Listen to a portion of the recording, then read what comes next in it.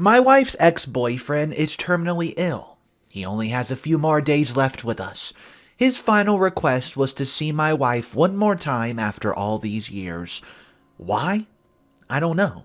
Stick to the end because this story gets crazy. My wife, we'll call her Susan, and I have been married for 8 years. I've known her even before we were together, during which she was dating someone named Ken. Obviously not his real name. We were all part of a choral group in our church. The three of us were actually quite good friends, and I genuinely thought Susan and Ken were going to get married, or be together for a long time. It was a shock when Susan told me that they're no longer together. According to her, one day Ken just decided that he wanted to move interstate. When asked why, he did not explain. The next day, he asked Susan if she wanted to join him. Confused, Susan said no, since she thought it was way too soon, and she has work commitments. He then proceeded to break up with her, leaving Susan very depressed and confused. According to an information from a friend several months after the breakup, Ken has planned this for a long time, and that he was seeing someone else interstate. However, these were all allegations based on some text, and until now, Susan never found out why he left, or why he broke up with her. It was all very confusing. When asked by friends on why they were no longer together, she simply said, "I don't know. He just broke up with me because I don't want to move to a different state with him." Years passed and we all forgot about it. Susan started to open up to me more, and then we started dating. The rest followed. Anyways, yesterday, Susan receives a call from Ken's mom. She's a nice lady who semi-frequently watches our performances and volunteers during the Christmas Carol session. It was all very sudden because we only saw her once or twice a year, and she never called. She told Susan that Ken is terminally ill, and has been for the past couple of months. He's in a local hospital interstate, and the hospital has a mini Make-A-Wish Foundation, ran by volunteers, and apparently Ken's request is to go to the national park for a picnic with her. It's all weird, right? I thought it was a bluff too, but it all seems legit. I talked to Ken's mom, and we both agreed that it's odd. Ken's mom said that Susan doesn't have to say yes.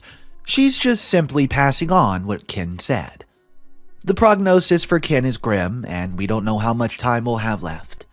I suppose the sooner we decide, the better. Susan is obviously confused. She wants nothing to do with Ken again after what he's done to her, and a lengthy period has passed since then. But she admitted that she would feel bad refusing his last wish, especially if his prognosis is that grim. She said jokingly, "Well, you don't have to worry about me cheating. He's going to die anyways." A bit dark, but I mean, she has a point. Personally, I'm torn too. I trust Susan, and I know nothing romantic or anything will come from this if she chooses to see Ken. But why does he want to see her now? For closure? That's the only thing I can think of. He'll most likely have a hospital volunteer stick around when he goes to the outing, so it's not like he can do anything weird. But why her? Why not use his wish for something else? Reversing the situation, however, if I'm terminally ill and obviously have an intention to meet someone, and it gets rejected, I would be beyond depressed. I know how awful it must be for your last wish to be rejected. And I'm looking too much into this, I guess. Should we honor his wish and let Susan spend the day with him? Or should we just refuse it? Any input is muchly appreciated. What's up, guys? Mr. Reddito here. I hope you're all having a great day. This is a very interesting story. It comes with multiple updates, so we're going to jump into update 1 right now. If you're not subscribed to the channel, take a second and hit that button. Here's your update. So, my wife got hold of Ken's mom, and we managed to ask more questions and clarification. Thanks to those who put the input on this. A few things. Ken's mom only just heard about his plan to see Susan yesterday. No mention of it all through his whole hospital stay. Ken has been reaching out to a lot of people recently, including his high school friends. She thinks that this could just be a blanket attempt to reconcile with many people. When asked if she remembered anything or if Ken said anything in break up with Susan, Susan actually asked this question herself. She said that she did not even know both of them broke up until a couple weeks after. An interesting thing she said is that Ken has always felt that there's, quote, nothing much for him to do in the state he was originally from, the state we're in, and that he wanted something different. He may have jumped the gun too quickly, landed a job too soon without consulting Susan, but he didn't, and freaked when realizing Susan was not ready to move. Ken's mom thinks she's most likely the cause of the breakup, even though Ken never told her exactly why. Upon hearing this, Susan thinks it makes sense, but she said that he did was still not very nice, because he never told her that he was unhappy with the living arrangements at the time. Even though Ken did well in his new job, it was very stressful and he got into a lot of weed, alcohol, and heavy smoking. These contributed to his current illness. It's been confirmed a medical volunteer will accompany him if he does choose to go outside hospital grounds. Since Ken is getting more unsteady on his feet, he'll most likely be in a wheelchair also, according to her. When asked why meeting Susan in a park was his idea, Ken's mom simply had no idea. Ken is happy for me to accompany Susan to the park or venue, wherever it may be. He's also fine with us meeting him in the hospital. But there's a strict 2-person-a-day visiting rule, so his mom may not be able to look after him for both of us to go up there at the same time. Ken is reluctant with Skype or calls or phone calls in general. Ken's mom stated that his speech is quite slurred at this stage, and he hasn't been eating and drinking much lately, so his mouth is dry most days, so it's uncomfortable for him to speak. Writing a letter is not something he can do these days due to him being drowsy from medication. Dictating would be hard too because, see the point above. She's been helping him type emails to friends some days. There is a possibility of Ken to be transferred to his mom's home for his end of life, if it gets to that stage. Ken's mom reiterates that Susan can decline the offer, and with everything going on in her world, she would understand if she can't make it.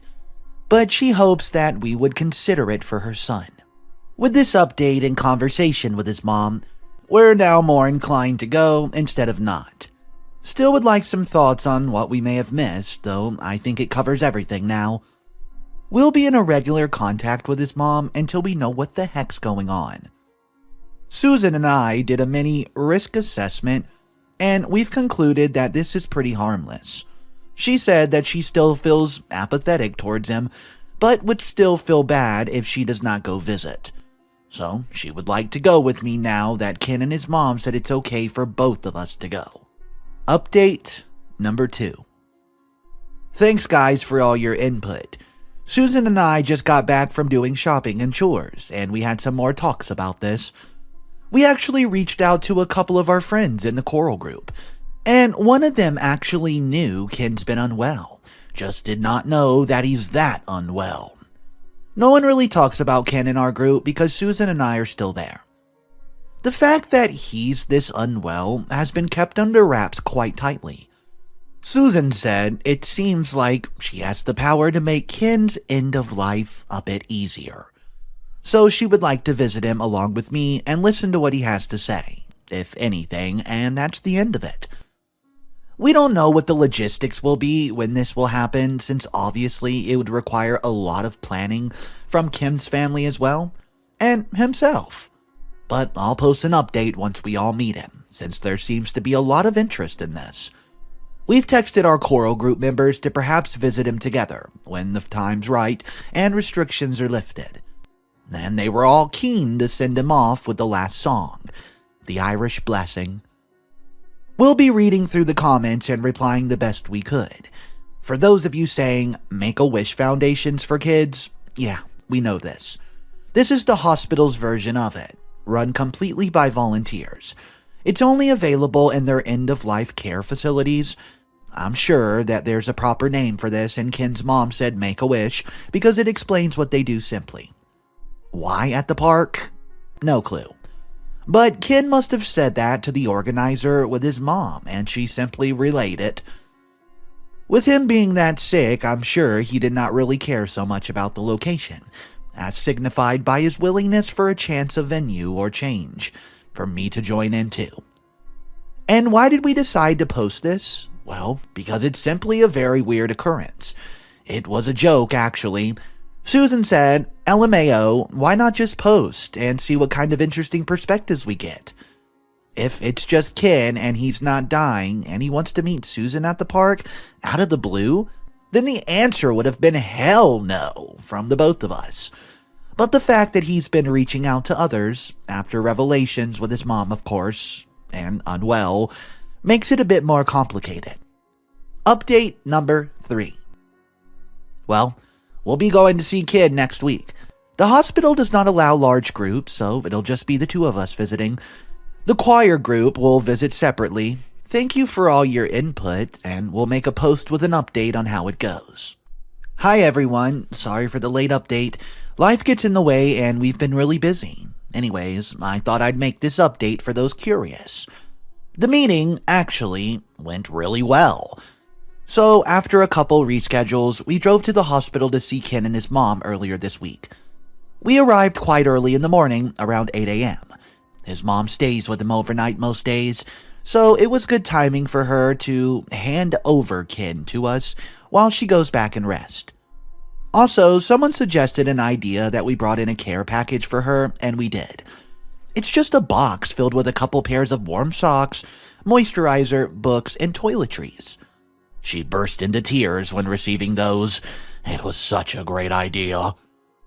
Anyways, so firstly we came in together, my wife and myself, and we did a small catch-up. It was a slow process since Ken could not really speak too long in one go, if that makes sense. So it had to be broken up in sections. I asked him if he would like some time alone with Susan, and he said yes. So I let both of them alone and went out for a walk to do a little bit of remote work on my laptop. I just told her to text me if she needs anything. So I left Susan and Ken for a couple hours before Susan texts me that I can come back up.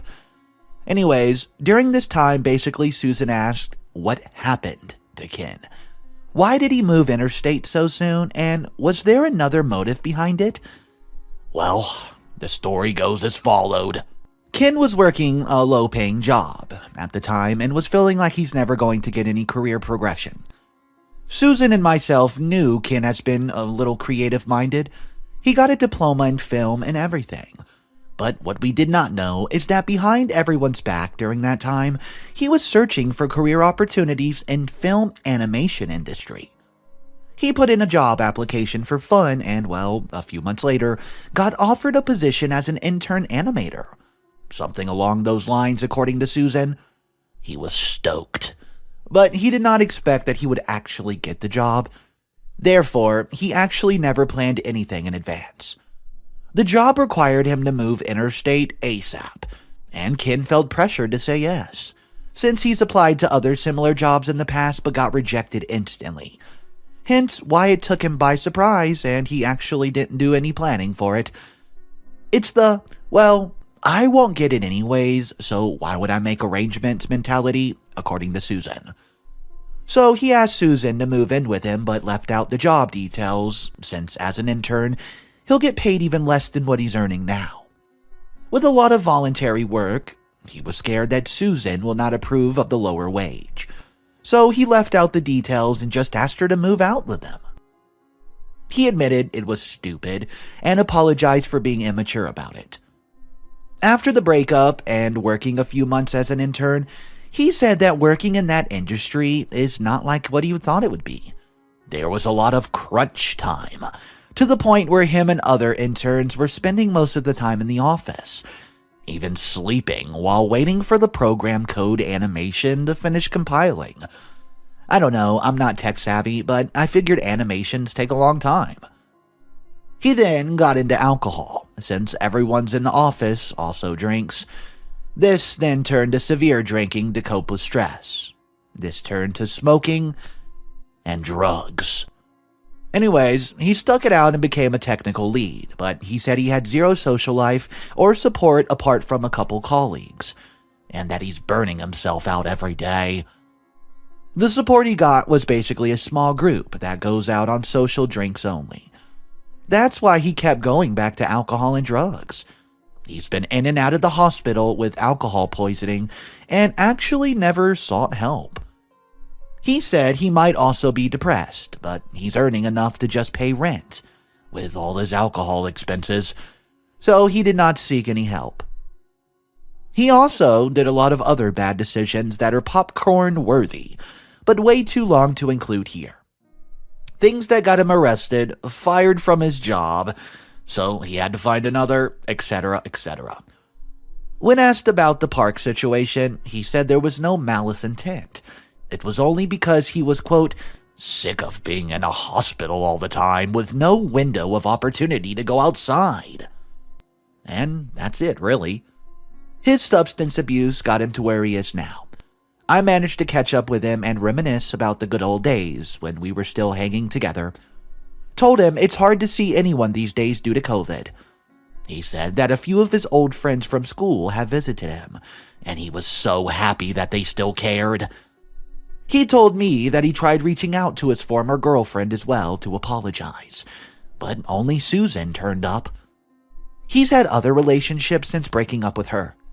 He said he's sad about it, but he would like to tie up loose ends while he still has the time. In terms of his prognosis, I asked. He said he doesn't know, though there are plans for him to continue end-of-life care at home, and he would prefer it that way. When we left Ken, I asked Susan what she thought of everything, and she told me that she felt a lot better now that she's gone and seen him.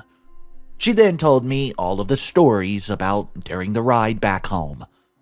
Plenty of times she was cursing and saying, "Man, I can't believe he did that.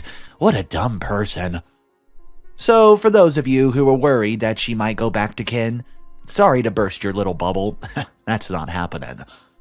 I asked her how she's feeling again the next day, and she's pretty much forgotten about it, and just hope that his mom can cope with the stress since she's such a nice person.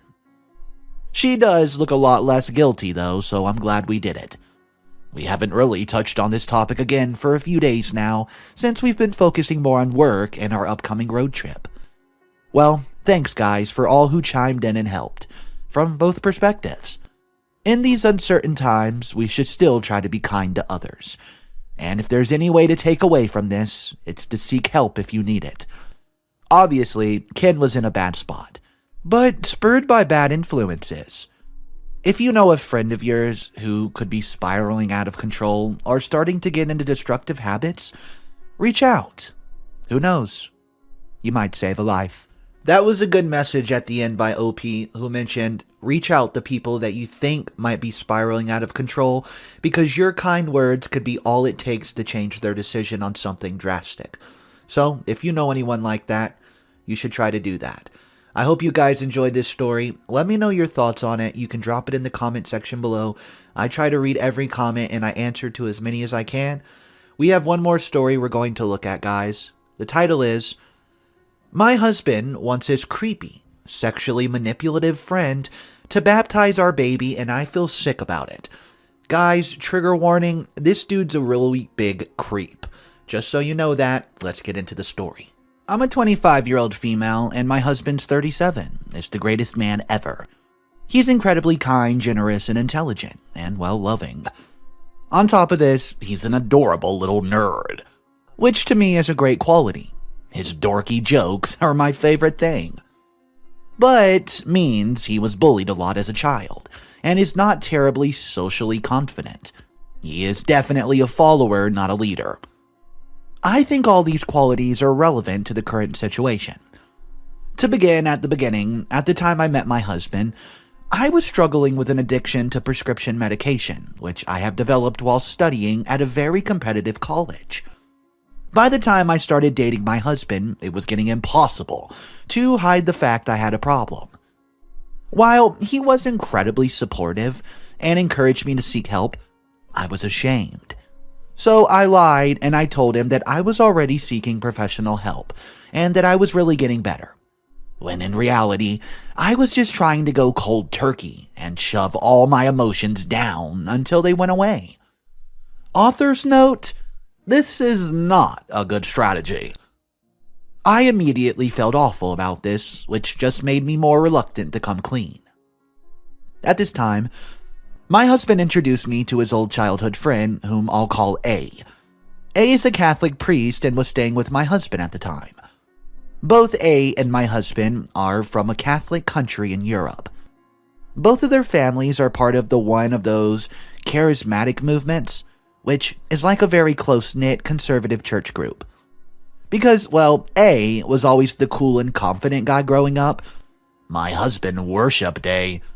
He talked A up to me and was insistent that I talk to A alone about my addiction problem, because he sincerely believed A could help me recover. I met with A total of 4 times over the course of a week. All these meetings took place in my husband's apartment, when my husband was out. During the first session, he seemed nice and helpful, and because I was feeling so sad about lying to myself, I pretty much fessed up to him straight away. Basically, from this point forward, A creeped me out. I don't know how to explain it any other way than to say he was constantly looking at me like I was food. I'll think I will remember this next part till the day I die. It was so awful. During our 4th and final session, A asked me a series of questions about the kinds of sexual things I've done with my husband, who was at the time still my boyfriend. When I told him, honestly, that we did not do anything physical other than hug and kiss, he laughed and said that my husband was always so bad with girls, and if I were used correctly, I would be much happier, and my addiction issues would just, poof, vanish. I was just kind of dumbstruck. He moved closer to me and said verbatim, "Oh, think about it this way. God does everything for a reason. He made you very sexually attractive to please men. Isn't it wrong that you're not using your gift correctly? Does it not follow you that you would feel more fulfilled if you did use it correctly?" At this point, my brain was screaming, "Nope." So I told him nope with my mouth too. Right away, he got hostile and threatened in a whole lot more words to expose my lie to my husband if I did not have sex with him. Yeah, nope. I did not hesitate to tell my husband about my lie and about his backstabbing, awful friend. I'm so grateful my husband believed me and that he gave me a second chance. My husband, being always an upstanding citizen, reported the incident to A's home in Europe, which put him on indefinite leave. I'm pretty sure that's Catholic for fired, because he's a ducking creep. Well, this was 2.5 years ago. In the meantime, I got professional help, we got married, and are now expecting a baby. Before the virus, my husband got a grant to work on a project near his old hometown, where A is passing his time in, leave. So we're all living in the same area. I took it for granted when we weren't talking to A. My husband was very upset by everything that happened, and I specifically remember him saying, "Oh, I never want to see that man again." Well, yesterday evening, however, my husband casually mentioned when he was getting out of the shower that he looked forward to playing soccer with A and his brother in the summer, when the virus had passed out and our baby was born. I stayed calm and asked him what the hell was he talking about. He said he did not want to tell me at first, but Ace reached out to him via his family when we first arrived in the area and apologized for what he did. They've been talking and texting for months now, and according to my husband, A is so happy that his actions did not hurt our relationship, as in my husband's relationship with me, and is looking forward to baptizing our baby. My husband's basic reasoning here is that everybody deserves a second chance, and that all is well because A humbled himself enough to apologize. Yeah, heck to the duck no. This man's not getting anywhere near my baby. Not only was he gross and manipulative, he also tried to use religion to justify it, which I think means he's the last person who should be involved in a baptism. Also, I may be judgmental here, but I don't believe for 1 second that A is really sorry. On the other hand, I've also benefited from my husband's "everybody deserves a second chance" policy, and I feel hypocritical telling him this guy does not deserve a second chance. My husband seems to show some kind of understanding that I would be upset by this, as he was pretty sheepish about explaining the situation, but also just seems to think I'll get over it. What the hell do I do here? Can I forbid A from ever getting near my baby? Alright guys, let's go ahead and read the top comment because I think it has a lot of good insight. Say this to your husband. I respect that you want to give him a second chance, but if he's going to prove he's a better person, the first thing he needs to do is learn to respect the boundaries of the person he hurt. I do not want to be around A anymore. Him trying to change is not going to just magically erase what he's done to me. And I'm not just going to forget it like that. I don't ever want to be around A again. It just reminds me of what he did. I'm not saying A can't change and start again, but I want nothing to do with it. He has changed, and if he has, then he should respect those wishes. And since I want to be there for the baptism of our baby, I'm afraid A cannot do it. Guys, let me know exactly what you think about that. I think that was totally reasonable, and 100% OP should not get involved with A. Drop your thoughts in the comments down below, guys. Thank you so much for tuning in. Consider subscribing to the channel, and I will see you in the next one.